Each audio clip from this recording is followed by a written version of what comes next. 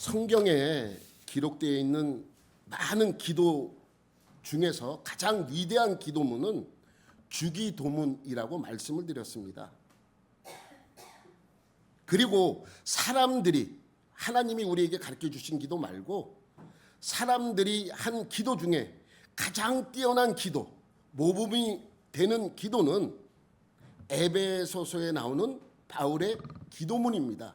기도문은 두 번 나와요. 1장과 3장에 나옵니다. 1장은 에베소 교인들이 하나님을 온전히 바르게 알게 해달라는 기도고, 두 번째 오늘 3장에 나오는 우리가 지금 읽은 이 기도문은 신앙생활을 잘 할 수 있도록 그러한 기도문입니다.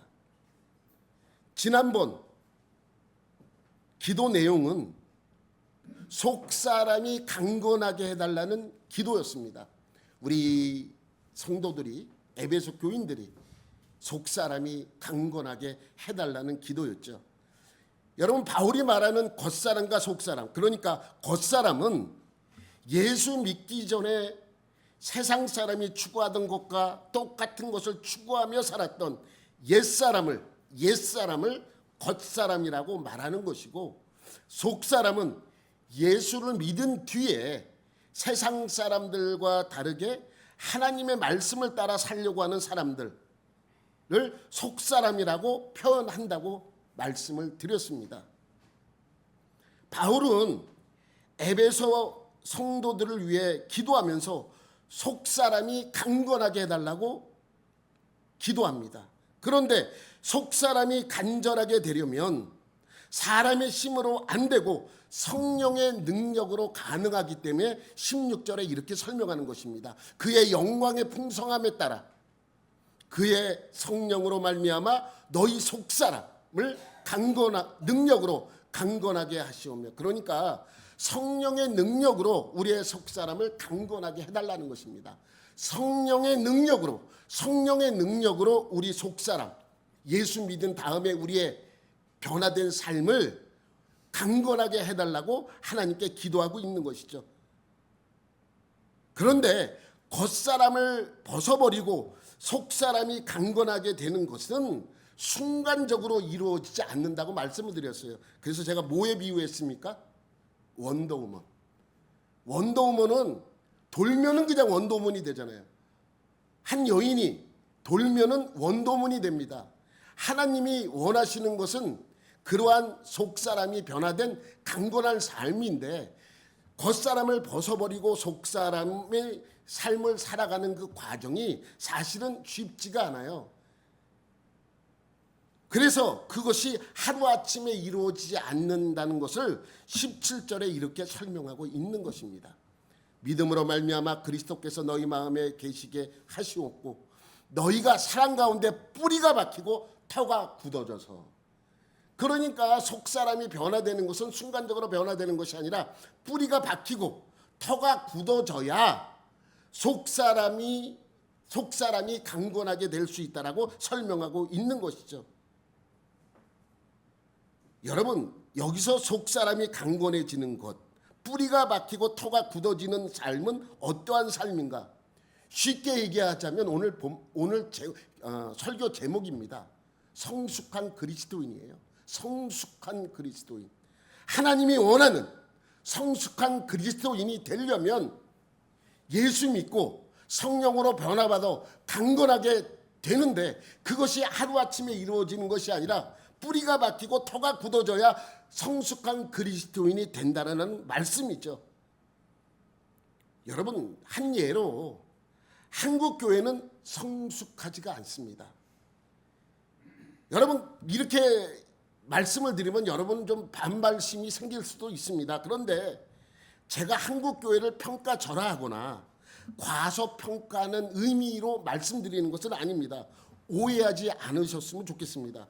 한국 기독교의 역사는 몇 년 됐습니까? 지금까지 한국 기독교의 역사, 이 나라에 기독교가 들어온 지 얼마나 됐습니까?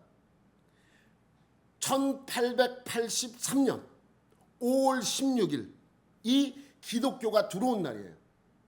기독교가 들어온 날이라고 말씀드리긴 좀 그렇고, 본격적으로 이 나라에서 기독교가 시작된 날이 며칠이라고요? 1883년 5월 16일이에요.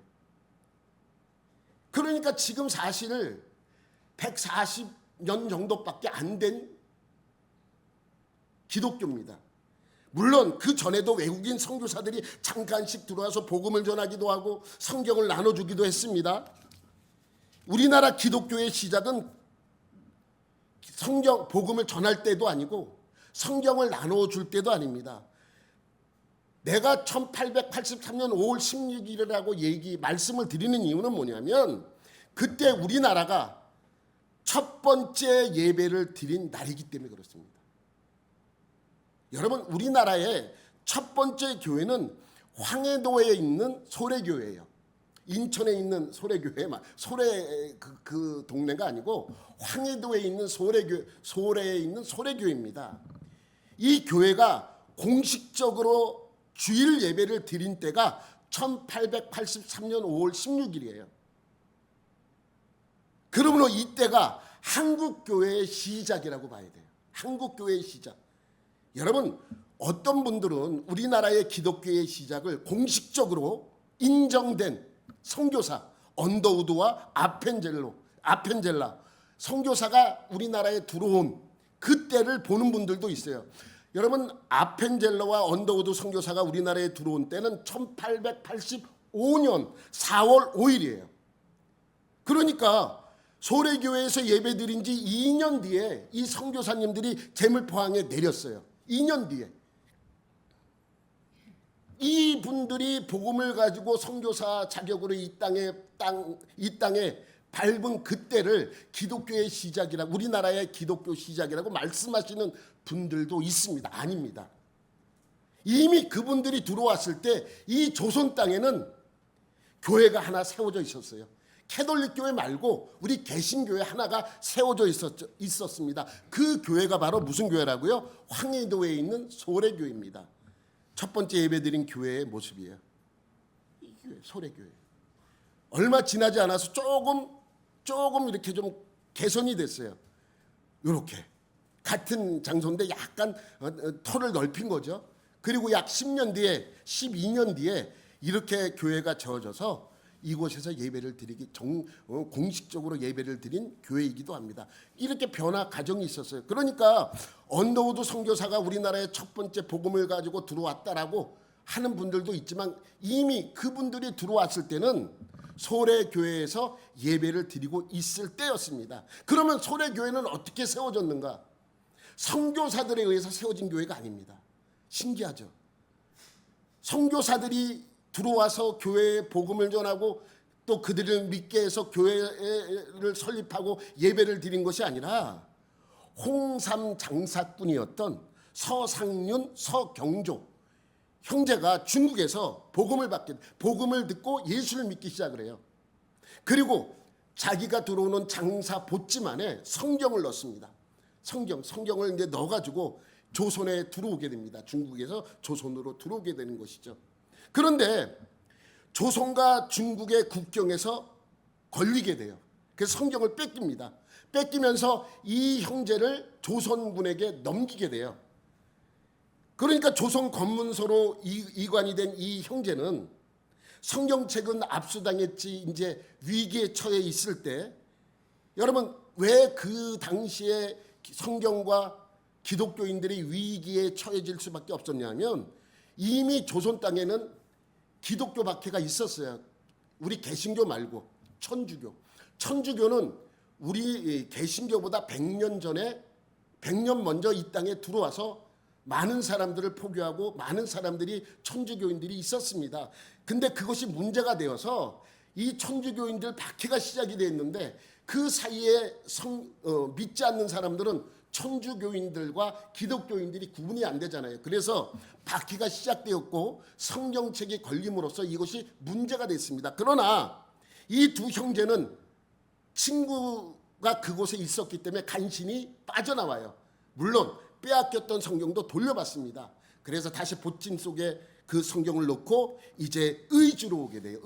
의주는 평안북도 신의주 옆에 있는 도시가 의주예요.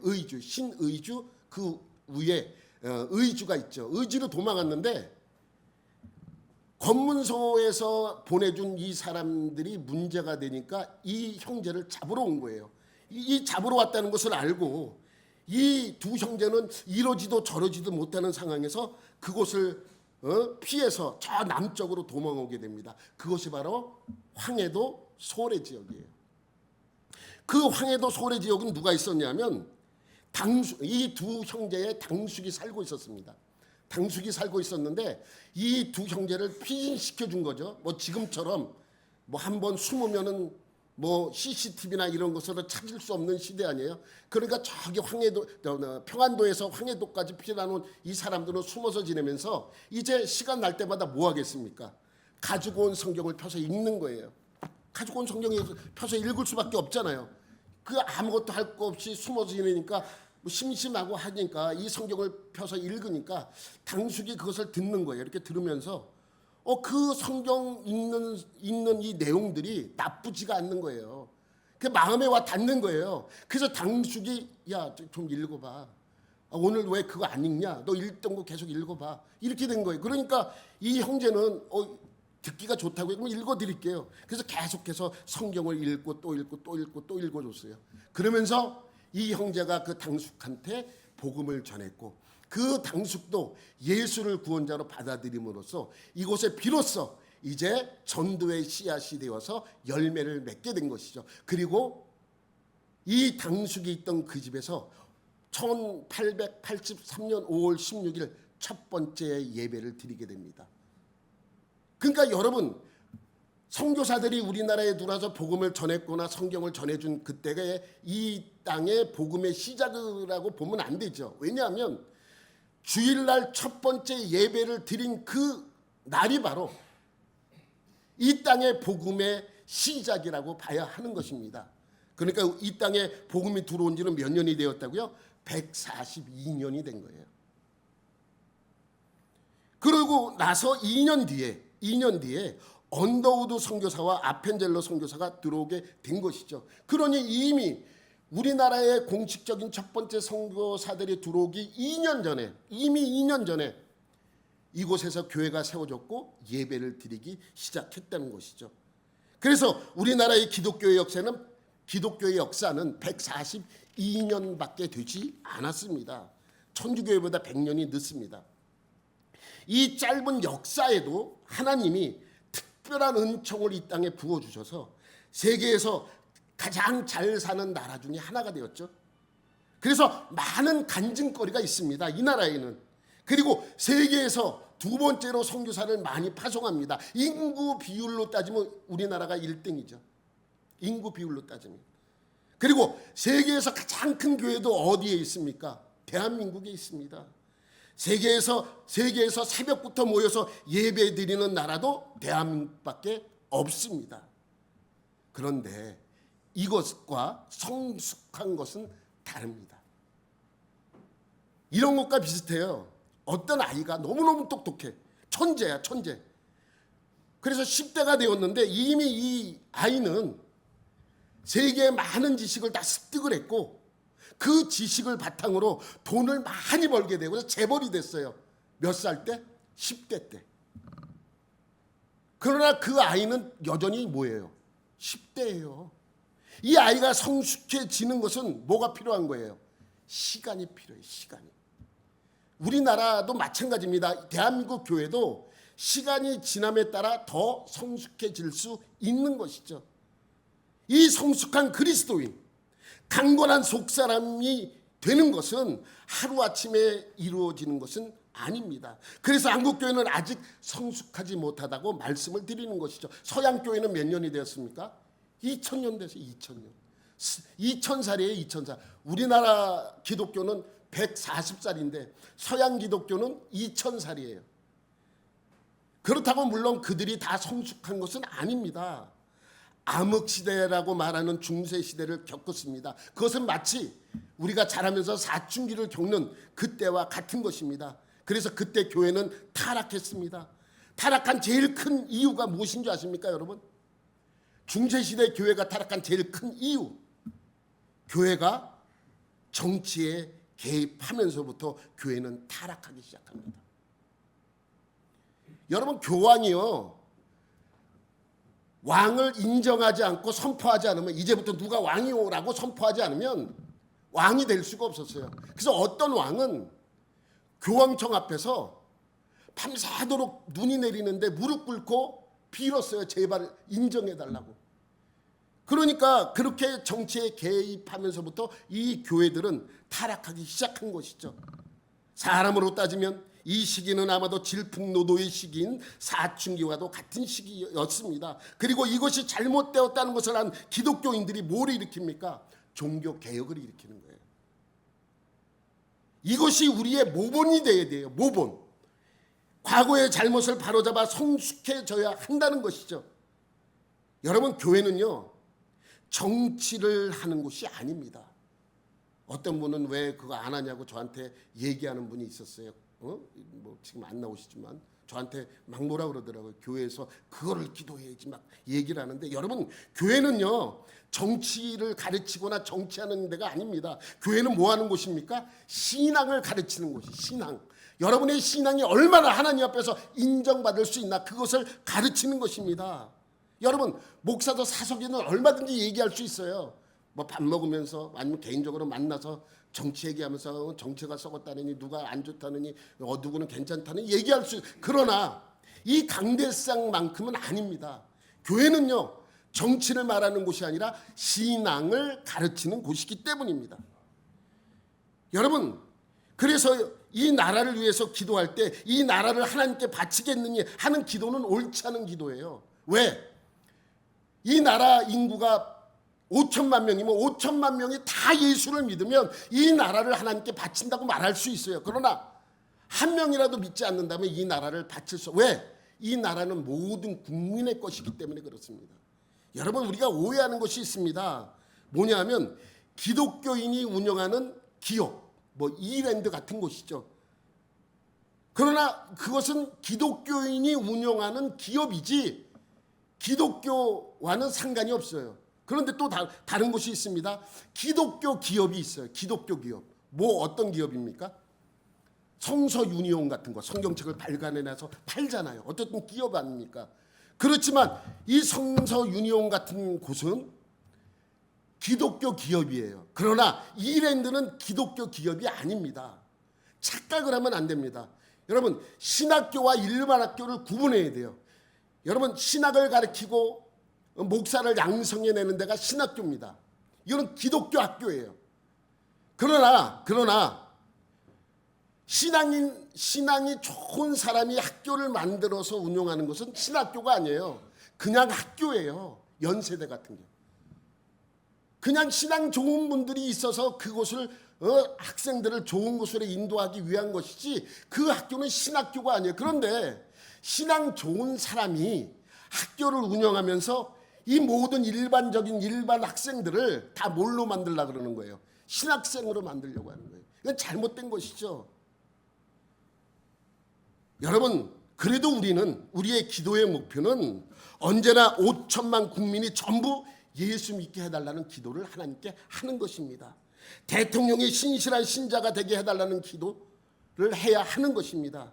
또 그들이 예수를 믿고 변화받을 수 있도록 우리는 기도하는 것입니다. 그러나 대통령이 예수를 믿는다고, 예수를 믿는 사람이 대통령이 된다고 지금보다 더 나을 거라고 생각하는 그 생각은 접으셔야 합니다.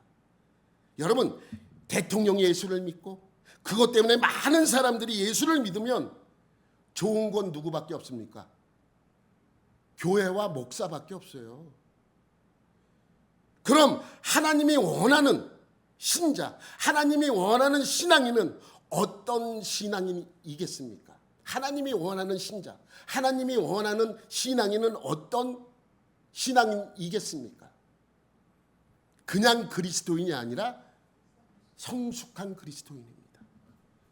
그러니까 많은 교회에서 교인들 머리는 키웠지 마음은 키워놓지 못하고 있습니다. 그래서 누가 등장하는 거예요? 이단들이 등장하는 거예요. 여러분, 목사한테 와서 뭐라고 물어보는지 아십니까? 성경 이건데 이건 어떻게 되는 거야? 이렇게 물어보지 않아요. 목사님은 구원의 확신이 있으십니까? 아니, 그럼 뭐라고 제가 대답을 하겠습니까? 예, 구원의 확신이 있습니다. 이렇게 대답하겠습니까? 그렇게 물어보는 예전에 한 번 있었는데 막 뭐라고 대답해야 될지 모르겠더라고요. 아니, 지금 나가고 뭐 하는 건가 이런 생각이 드는 거예요. 그래서 내가 구원의 확신이 있다 이렇게 얘기를 하니까 그날이 언제니에요? 몇 날, 며칠, 몇 시니에요? 구원파 얘기예요. 구원파. 구원파는 꼭 와서 그걸 물어봐요. 몇 월 며칠에 구원받았냐? 여러분 그런 질문 받으면 여러분 뭐라 그러시겠습니까? 몇 년, 몇 월, 며칠, 몇 시에 내가 구원받았다고 이렇게 얘기하겠습니까? 여러분 생각나는 사람이 있어요? 몇 날, 며칠, 몇 시에 구원받은지 아는 사람이 있습니까? 여기에? 생각나는 분이 있어요? 나는 1992년 2월 5일 오후 5시에 기도하다가 구원의 확신이 생겼고 그때가 나는 거듭난 그 때다라고 얘기할 사람이 있어요? 생각나는 분이 있어요? 그냥 믿다 보니까 구원받았고 구원받다 보니까 나는 하나님의 백성이 된 것이지 몇 월 며칠 몇 시에 구원받았다 얘기하는 것 자체가 이상하지 않습니까? 여러분 알고 있어요? 알고 있으신 분은 대답하세요. 모르고 있는 분은 어떻게 대답해야 돼요? 모르고 있는 분들은 야, 네 똥 굴고 그러고 얘기하지 마세요. 여러분 나도 언제 구원받고 몇 월 며칠 몇 시에 구원받는지 기억도 안 나고 모릅니다. 그것이 뭐가 중요합니까? 내가 지금 예수를 나의 구원자로 믿고 구원받은 하나님의 백성인 것이 중요한 것이지 남을 비난하고 남을 책망하면서까지 그렇게 하는 것이 하나님의 뜻인가? 꼭 성숙하지 못한 사람들이 그렇게 얘기해요. 여러분 이단만 그러는 것이 아닙니다. 어떤 교회 가면 우리 교회만 옳고 우리 교회만 맞고 다른 교회는 다 잘못됐다고 가르치는 교회가 의외로 많습니다. 이게 얼마나 미성숙한 짓인지 여러분 아셔야 합니다. 교회의 역사는요, 이 교회가 생긴 때부터가 아니라 2000년 전은 예수님이 십자가에 못 박혀 돌아가신 그때부터 시작된 거예요. 역사는 2000년입니다. 2000년의 역사로 신학이 만들어진 것이지 하루아침에 만들어지지 않았습니다. 이단들의 특징이 뭡니까? 우리만 구원이 있어. 우리만 맞아. 그리고 자기들만 성경을 옳게 가르친다고 가르칩니다. 그래서 구원은 어디에만 있다 그래요? 문선명 자기에게만 있다 그럽니다. 안상홍 자기에게만 있다고 가르칩니다. 이만희 자기에게만 있다고 가르칩니다. 정명석이 자기에게만 구원이 있다라고 가르칩니다. 구원파 가보세요. 구원파는 자기들에게만 구원이 있다라고 가르칩니다. 여러분 좋습니다. 그럼 좋아요. 그러면 그들에게만 구원이 있다고 칩시다. 그렇게 치는 거예요. 그들에게만 구원이 있다고 한번 생각해 보자는 거예요. 저 이단 만들지 마세요. 저는 그걸 믿지는 않지만 하여튼간에 그들에게만 구원이 있다고 칩시다. 그러면 그들이 나타나기 전 2000년 동안 예수님을 구원자로 믿었던 많은 사람들은 뭡니까? 그들은 다 구원받지 못했습니까? 예? 그동안 하나님은 뭐 하셨습니까? 도대체 하나님은 뭐 하셨습니까? 2000년 동안 문선명이 보내기 2000년 동안 하나님은 뭐 하셨습니까? 여러분 문선명이 안상홍이 이만희가 정말 구원자라면 하나님이 지금 시대에 보냈겠습니까? 적어도 1900년 전에는 보내셨어야죠. 그잖아요. 그게 맞죠. 하나님이 우리를 사랑한다고 했는데 적어도 그들이 구원자라면 1900년 전에 와서 구원자로서의 역할을 감당해야죠. 지금 떠가니 와서 내가 나밖에 없다. 내가 구원자다. 내가 보혜사다. 얘기하는 것이 맞는 것입니까? 하나님이 그러한 하나님이십니까? 맞지 않습니다. 여러분 지난번에 말씀드렸던 우리 속사람이 강건해져야 한다고 했습니다.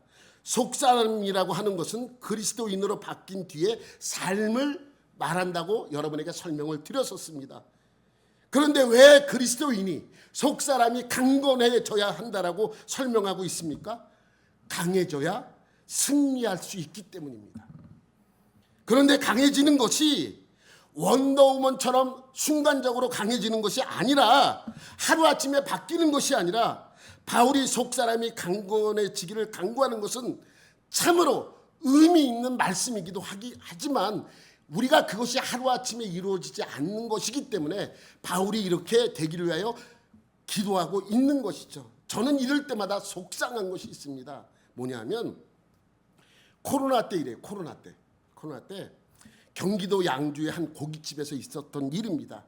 고기를 다 먹고 한 모녀 엄마와 딸이 이제 계산하고 나갔어요. 근데 얼마 뒤에 돌아와서 환불해 달라고 합니다. 고기를 실컷 먹고 많이 먹었대요. 실컷 먹고 계산하고 나갔다가 다시 와서 환불해 달라고 하더래요. 이유는 뭐냐면 코로나 시대에는 옆 테이블에 사람을 못 받았잖아요. 그런데 받을 수도 있었어요. 왜냐하면 거기에 칸막이를 해놓으면 받을 수 있었지만 칸막이가 되어 있지 않으면 옆 테이블은 받지 못하게 했었습니다. 그걸 위반하면 그 당시에 300만 원 벌금을 내게 했어요. 그런데 이 모녀가 먹던 옆 테이블에 사람을 받았었나 봐요. 그리고 왜 방역 수칙을 위반했다고 이거 환불해 주지 않으면 신고하겠다고 하더래요. 신고하겠다. 환불해달라. 만약에 안 해주면 우리는 신고해서 벌금 물게 하겠다. 그런데 그 모녀가 그 엄마가 목사였어요. 목사. 저는 속상해. 이런 얘기를 들을 때마다 얼마나 속상한지 몰라요. 몇 년 전에 백화점에서 여직원이 실수를 했어요. 근데 그 여직원을 1시간 동안 무릎을 꿇히고 욕한 이야기가 뉴스에 나온 적이 있지 않습니까? 큰 교회 여자 목사예요. 큰 교회 여자. 목사. 여러분, 이들은 구원을 받았다 못 받았다 저는 말할 수가 없어요. 왜? 구원은 본인과 하나님과의 문제이기 때문에. 만약에 그들이 구원을 받은 사람이라면 그들은 다만 아주 성숙하지 못한 짓거리들을 한 것입니다. 여러분, 이런 거와 똑같아요. 아이 데리고 여러분 마트 가면은 그냥 나오지 못하잖아요. 뭐 하나를 꼭 사줘야지. 근데 먹으면 안 돼. 그래서 안 사줬어. 그럼 어떡합니까? 아이들이 울기 시작하죠. 울어도 안 되면 어떡합니까? 주저앉아요. 주저앉아도 안 되면 어떡합니까? 들어 눕습니다. 이런 것들이 성숙하지 못한 짓입니다. 여러분, 그렇게 문제를 일으킨 목사들이 정말 하나님과 관계에서 구원받은 자라면 정말 성숙하지 못한 사람이라고 말할 수 있는 거예요. 그래서 성숙하지 못한 자가 신앙을 배웠고, 성숙하지 못한 채로 목사 안수를 받았고, 성숙하지 못한 채로 목회를 하면서 그 일들을 하고 있는 것이죠. 그래서 16절 속사람이 강건하기를 강구한 다음에 17절 뭐라고 말씀합니까? 너희 사랑 가운데에 뿌리가 박히고 토가 굳어져서 성숙한 사람이 되라는 거예요. 뿌리가 박히고 토가 굳어질 때까지 그리스도인다운 모든 일을 해 나가라는 것이죠.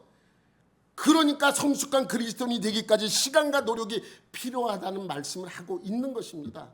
하나님이 원하는 성도의 삶은 시간이 걸리더라도 속사람이 강건해지는 성숙한 그리스도인이 되길 원하시는 것입니다. 속사람이 강건하게 되는 것은 성령님이 도와줘야 됩니다. 속사람이 강건해지는 것은 누가 도와줘야 된다고요? 성령님이 도와줘야 돼요. 그런데 17절에 보니까 그리스도인다운 성숙한 그리스도인이 되기 위해서는 누가 도와줘야 돼요? 예수님, 그리스도께서 너희 마음에 계시게 하시옵고, 그리스도께서 우리 안에 계시게 하래요. 우리 마음에 계시게 하래요. 성령님이 이미 성령님과 예수님이 계시는 건 다릅니다. 뭐 이거는 또 다른 문제이기 때문에 제가 다음에 말씀을 드리도록 합니다. 여러분, 삼위일체가 왜 나왔는지, 그래서 성령님과 예수님의 관계는 다르기 때문에 그렇습니다. 여러분 마음속에는 그리스도가 계십니까? 상당히 중요한 문제입니다. 성령님이 계시는 것과는 또 다른 문제입니다. 그래서 여러분이 잘 알고 유명한 말씀 중에 이러한 말씀이 있죠. 요한계시록 3장 20절 말씀입니다. 들어보면 다 아는 말씀이에요. 시작. 볼지어다 내가 문 밖에 서서 두드리노니 누구든지 내 음성을 듣고 문을 열면 내가 그에게로 들어가 그와 더불어 먹고 그는 나와 더불어 먹으리라. 이것 때문에 여러분 나온 사진이 있어요. 그림. 이 유명한 그림이죠. 이거는 뭐 여러분 많이 봤죠. 이 그림. 예수님이 문을 두들기고 있는 이 그림. 여러분, 여기서 문을 두드리고 있는 사람은 누굽니까? 예수님이죠. 예수님이잖아요. 예수님이에요. 예수님은 잘생겼습니다. 왜? 내가 존경하고 좋아하시는 분은 잘생기게 되어 있어요. 그분이 어떻게 생겼건 상관없이 잘생기게 되어 있습니다. 예수님이에요. 예수님이 지금 뭘 두들기고 있어요? 문을 두들기고 있습니다. 이 문은 무엇입니까? 여러분 많이 설교 들어보지 않았습니까? 이 문은 무슨 문입니까? 마음의 문이라고 배우지 않아요. 마음. 저도 마음의 문이라고 배웠습니다. 그죠? 마음의 문이에요. 마음. 그러면 누구의 마음의 문입니까? 여러분 이 마음의 문은 결코 초신자들을 위한 것이 아닙니다. 초신자들의 마음의 문이 아닙니다. 우리는 이 말씀을 초신자들을 위한 하나님의 놀라운 사랑, 그래서 모든 이 세상에 있는 모든 사람들의 마음을 두들기고 있다고 배웠습니다. 저도 그렇게 배웠어요. 근데 아닙니다. 초신자나 전도용으로 이 말씀을 주신 것이 아닙니다. 왜냐하면 요한계시록 3장 20절에 마음의 문을 두들긴다고 했는데 22절에 뭐라고 말씀하시냐면 22절 시작. 귀 있는 자는 성령이 교회들에게 하시는 말씀을 들을지어다. 아니 지금 마음의 문을 두들기고 있는 그 마음의 문은 초신자가 아니라 누구예요? 교회예요. 교회들에게 말씀하고 있는 거예요. 교회 성도들에게 내가 너의 마음을 두들기고 있다라고 말씀하고 있는 것입니다. 너희가 신자라고 하면서 나를 모시지 않고 있다. 그러니 제발 나를 받아들여 너희의 마음속에 있게 하라는 말씀이죠. 오늘 17절과 같은 뜻의 말씀입니다. 17절 말씀에 보면 믿음으로 말미암아 그리스도께서 너희 마음에 계시게 하시옵고, 그래서 너희가 사랑 가운데 뿌리가 박히고 터가 굳어지라고 말씀하고 있는 것입니다. 여러분 요즘 수요 예배 때 요한계시록을 하고 있어요. 요한계시록에 보면 1장은 서론이에요. 서론. 요한계시록을 어렵게만 보면 상당히 어려워요. 그런데 이걸 이렇게 뭐라 그럴까, 이렇게 핵심을 이렇게 기본적인 것을 알고 보면 그렇게 어려운 것이 아닙니다.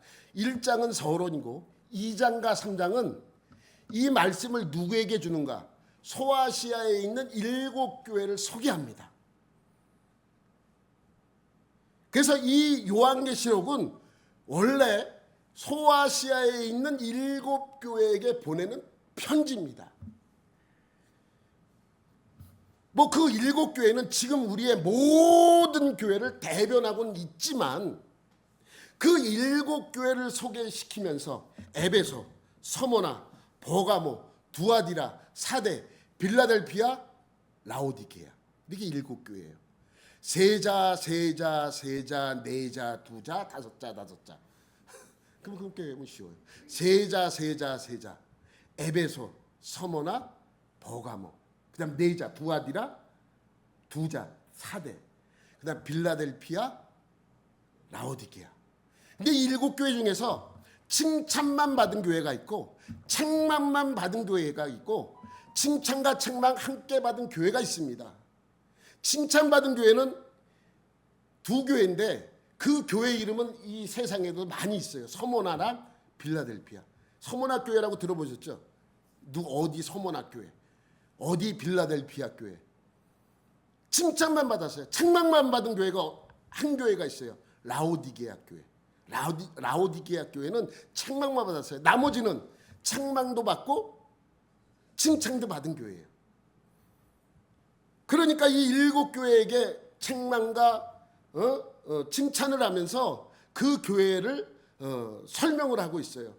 그 설명하는 교회 2장과 3장이 나와요. 요한계시록 2장과 3장. 그러니까 요한계시록 3장 20절은 지금 7교회 중에 한 교회라는 얘기예요. 7교회 중에 한 교회가 지금 예수님이 말씀하고 있어요. 내가 문 밖에서 두드리니 누구든 내 음성을 듣고 문을 열면 내가 그에게 들어가 그와 더불어 먹고 그는 나와 더불어 먹으리라 하신 그 말씀. 그 말씀은 그 7교회 중에 한 교회에게 주신 말씀이죠. 그 교회가 어떤 교회인지 아십니까? 책망만 받은 라오디게아 교회에게 주시는 말씀이 요한계시록 3장 20절입니다. 근데 이 라오디게아 교회에 주는 말씀의 대표적인 말씀이 3장 15절과 16절 말씀이에요.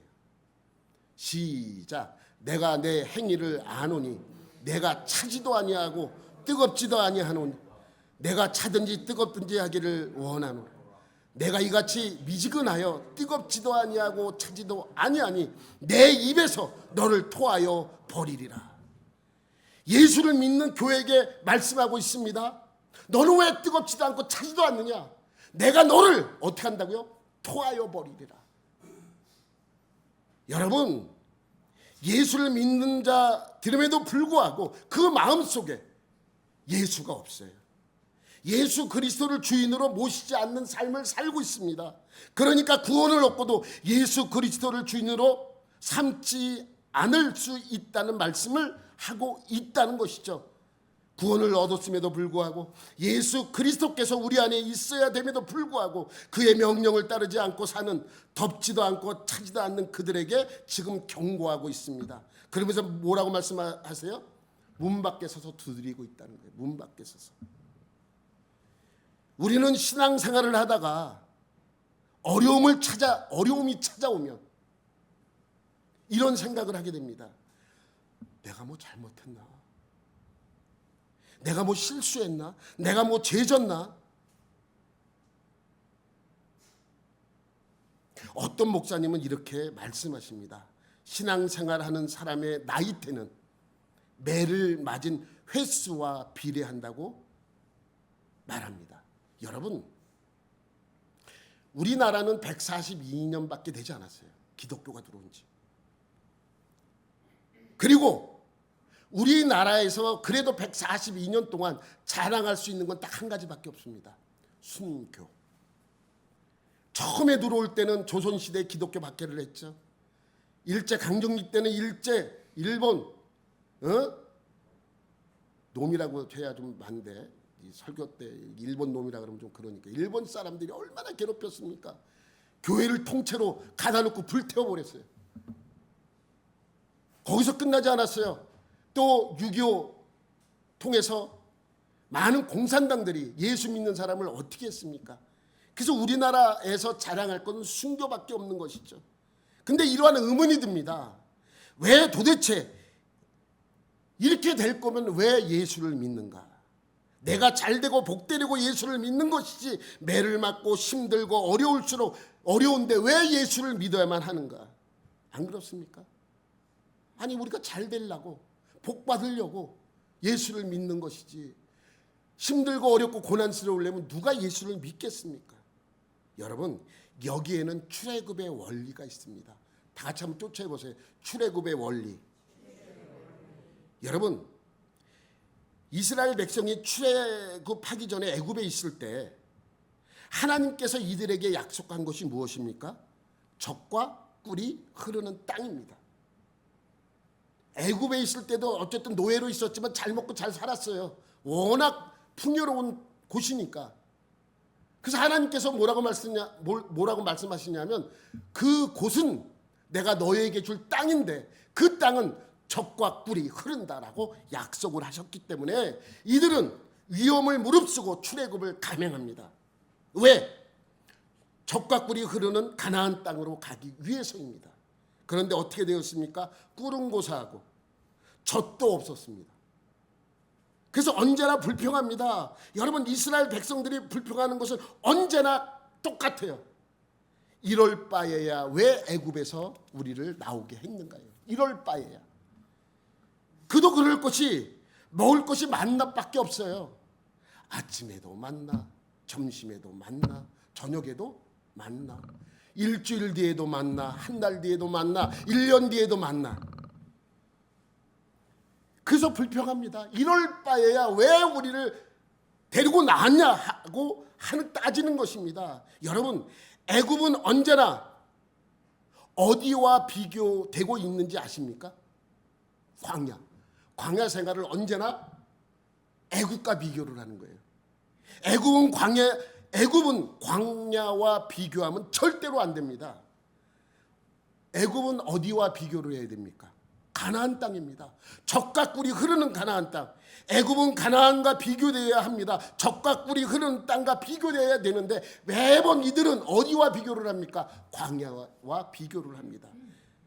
그런데 우리는 광야에서 가나안을 찾고 있습니다.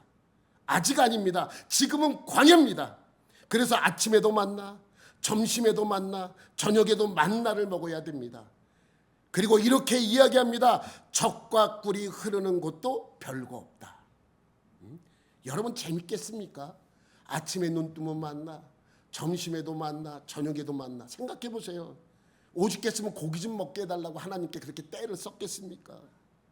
그러니까 이런 사람은 뭐예요? 예수를 믿어봤는데, 복받고 잘되게 해서 예수를 믿어봤는데 뭐라고 고백합니까? 예수 믿어봐야 별거 없네. 언제나 이 세상과 비교하는 겁니다. 여러분, 과거 우리나라가 못 살던 시대에 반찬은 뭐밖에 없었습니까? 김치밖에 없었습니다. 그래서 집집마다 겨울이 오기 전에 김치를 수백 포기씩 담갔습니다. 겨울 내내 먹습니다. 아침에도 김치, 점심에도 김치, 저녁에도 김치를 먹습니다. 무슨 재미가 있겠습니까? 그래서 김치를 어떻게 해요? 김치가 심은 찌개로 만들어 먹고 볶아 먹고 무쳐서 먹고 국으로 만들어 먹게 됩니다. 몽땅 김치예요. 김치. 왜? 먹을 것이 그거밖에 없었습니다. 그렇지만 그것과 비교하면 안 된다는 것이죠. 여러분, 어떤 면에서 우리는 지금 가나안 땅에 들어와 있습니다. 아직 가나안 땅에 들어와 있지 않습니다. 아직 우리는 광야에 있습니다. 그런데 구원은 어디부터 시작됐습니까? 언제부터? 홍해를 건널 때부터 시작이 됐어요. 그리고 가나안 땅에 들어가서도 처음에는 그냥 얻어지는 것이 아닙니다. 어떻게 해야 가나안 땅이 내 것이 됩니까? 싸워야 됩니다. 그곳의 원주민들과 싸워서 승리해야만 얻을 수 있습니다. 그러니까 적과 꿀이 흐르는 가나안 땅은 믿음으로 싸워 승리하는 자의 자리가 되어야 한다는 것이죠. 그런데 아무도 싸우려고 하지 않아요. 은근슬쩍 남의 밥상에 젓가락 하나 더 올리려고 합니다. 여러분, 예수 그리스도께서 우리 안에 거하시기 위하여 우리에게 요구되는 것은 성령으로 말미암아 우리의 속사람이 강건해지는 자가 되기를 원하시는 것이죠. 그러기 위해서 우리 마음에 예수 그리스도의 사랑으로 말미암아 뿌리가 박히고 토가 굳어져야 합니다. 그것은 한순간에 이루어지는 것이 아니라 40년 광야 생활과 가나안의 원주민들과 싸워 승리해야 얻어지는 것입니다. 이것이 뭐예요? 출애굽의 원리입니다. 여러분들도 세상 어떤 어려움이 오더라도 그것과 싸워, 세상과 싸워 승리함으로 성숙한 그리스도인이 되시기를 예수님의 이름으로 축원합니다. 하나님 아버지 감사합니다. 오늘도 뿌리가 박히고 터가 굳어지는 그러한 시간이 되어서 하나님이 원하시는 성숙한 그리스도인이 되게 인도하여 주옵소서. 모든 것 감사드리며 예수님의 이름으로 기도드립니다. 아멘.